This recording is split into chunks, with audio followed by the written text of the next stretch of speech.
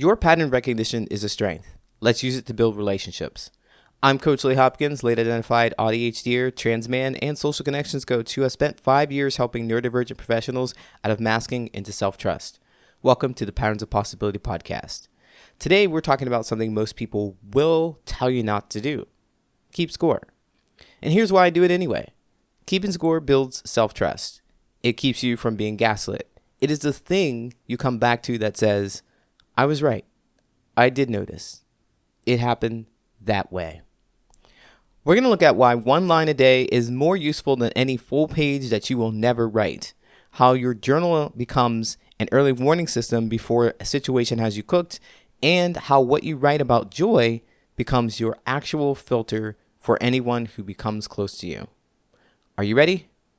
Let's go.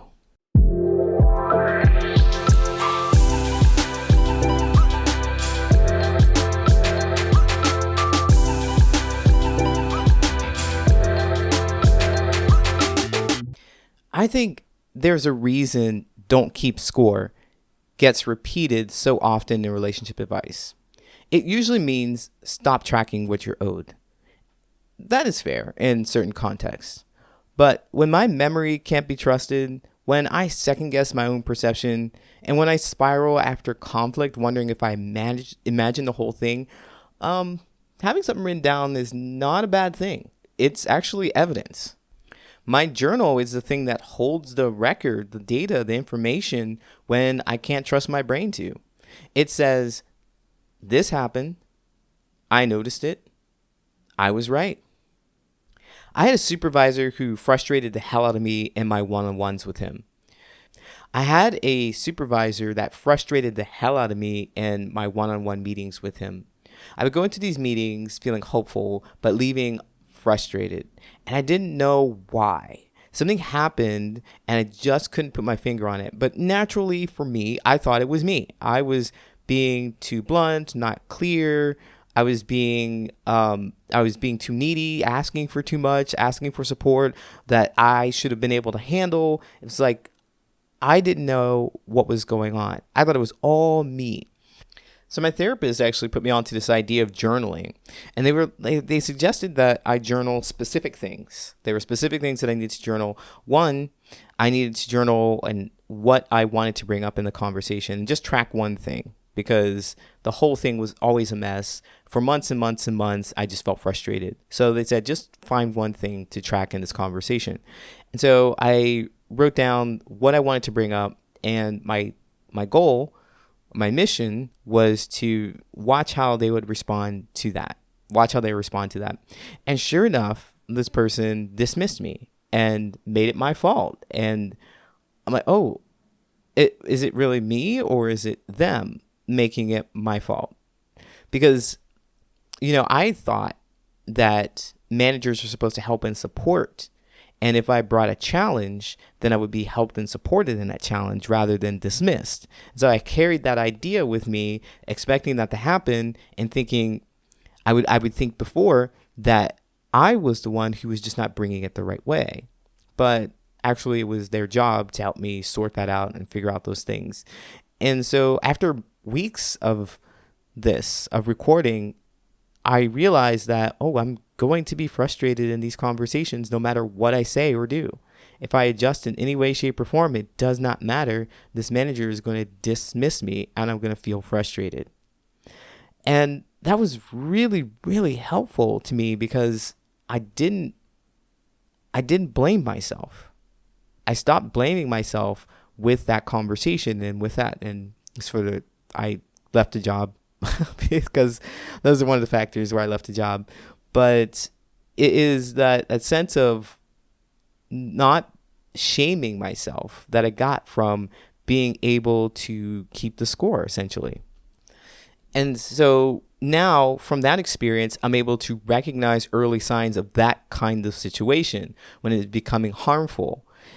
I won't stay until I'm cooked like that. I am better at making decisions about how people are approaching me or how I'm interacting with other people because I have something to look back on that I absolutely trust with my own experience and my own eyes. I've learned to trust them because when I write them down, I can return to that experience and see that, oh, it's happening right now.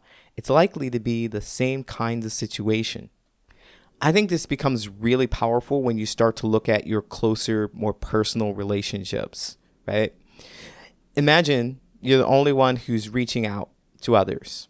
That has been me, reaching out, trying to figure out how to connect with people, or people pleasing and giving up my time, effort, and energy to make sure that they're comfortable, but nobody reciprocates. That is a pattern to notice. If you were to write that kind of stuff down and notice that, you've messaged them 3 times and they have not responded to you. You can make a conclusion if you've seen that data over time. If you've seen that, oh, it's happened with this person 3 times already. I messaged them 3 times. They did not respond until they needed something from me. Got it. That's 1. Oh, that's 2. Oh, that's 3. Looks like this is becoming a pattern. It's going to look just like the relationships I had before, where I gave all my time, effort, and energy. Hey, real quick, the Social Connection Summit is coming and I want you there. If you spent your whole life trying to connect through a system that wasn't built for how you're wired, this summit was designed with you in mind. Last year, over 275 professionals, coaches, and clinicians came together for 2 days of practical, nuanced conversation about what actually works for the neurodivergent brain. This year's theme is Neurodivergent Plus, navigating intersections most events miss: identity, biology, culture, and what shapes how neurodivergent people actually function. It's September 23rd and September 24th. It's virtual, 10 a.m. to 2 p.m. Central Time. If you want it early, you want best pricing, exclusive bonuses, and speaker announcements before anyone else, our newsletter is where insiders go first. Join us at socialconnectionsummit.com. Now, if you tried journaling before, you're probably like, oh my God, I've never been able to keep this habit. This is going to be really, really hard for me. And I've been there many, many times. I've been trying to journal for years upon years, like consistently. I started in high school. I tried to do it through college, and I tried again in my 20s, 30s. Many times I started and stopped just because I was so overwhelmed with the routine. It's being able to write 10 pages. That's what I'm thinking journaling is writing 10 pages of all my ideas, my thoughts, my feelings throughout the entire day. And I want to tell you that that is going to set you up for failure.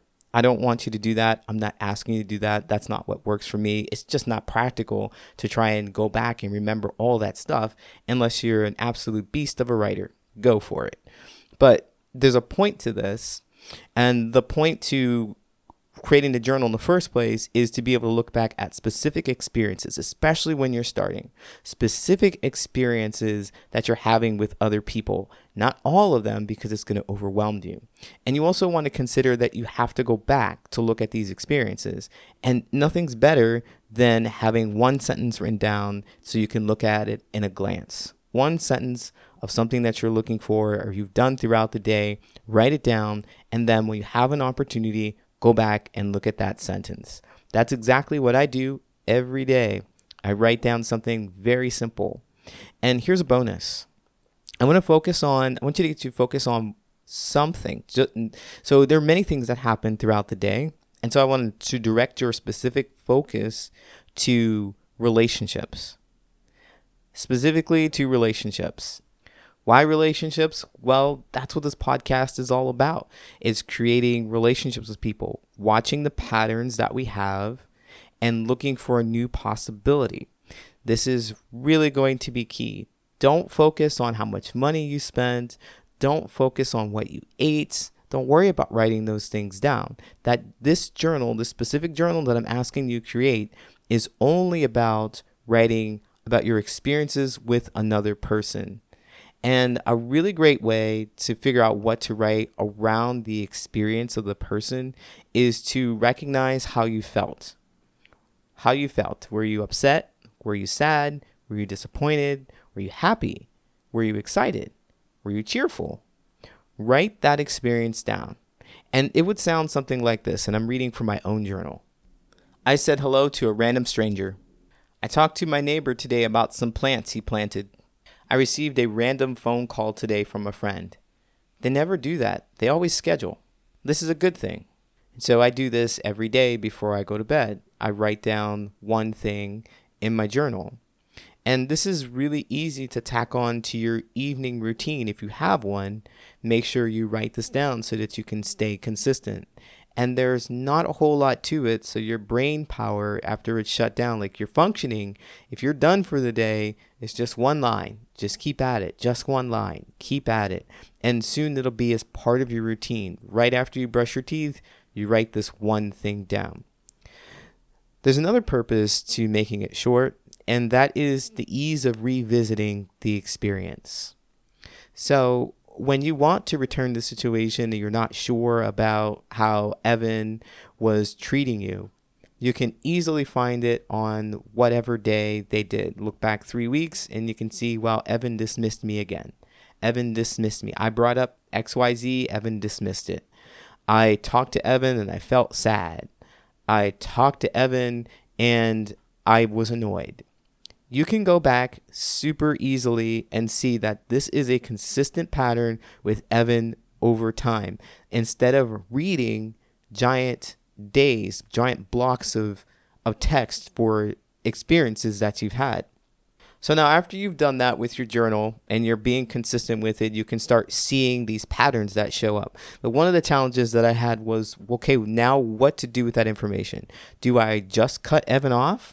Or do I have a conversation with him? How do I even have that conversation if I want to have a conversation with him? I'm too afraid. I don't know what to say. What if they get upset?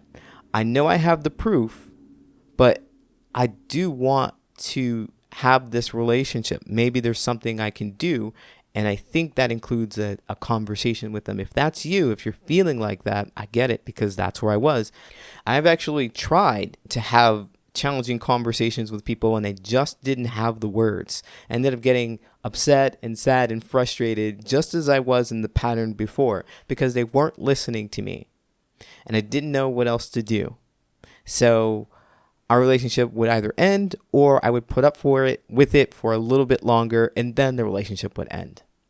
That doesn't have to be you. I can help you out with that. Book a 30-minute conversation with me, absolutely free. Go to patternsofpossibility.com and I will help you write a script to handle the situation that you're in based on your goals. So if you want to complete this relationship with Evan and call it a day and you'd like to have one last conversation with him, we can help with that. If you would like to try to mend the relationship and say, hey, Evan, the last 3 times I talked to you, I didn't feel so great. And I'd like to talk about how you can help me connect with you better. Essentially, something along those lines. Not exactly those words because it's going to come from your voice. It's going to come based on your goals with the relationship. So if you need help and support with that, you can find me at patternsofpossibility.com. Book a free complimentary 30-minute conversation. So the last thing I want to say to you is keeping score is not a character flaw. It is not a bad thing. I advocate for this so bad. For a brain that has been gaslit me, has been doubting my own perception, has stayed too long in relationships that just were not working, keeping score is a skill. It is how you build the evidence that your experience is real. So other people cannot gaslight you. You cannot be manipulated because you know that what you experienced is real. All right, let's wrap this up. If you've heard something today that has helped you see yourself in relationships a little differently, then I'd love to hear your thoughts. You can leave a comment here or you can reach me at patternsofpossibility@gmail.com. I'd love to hear your thoughts.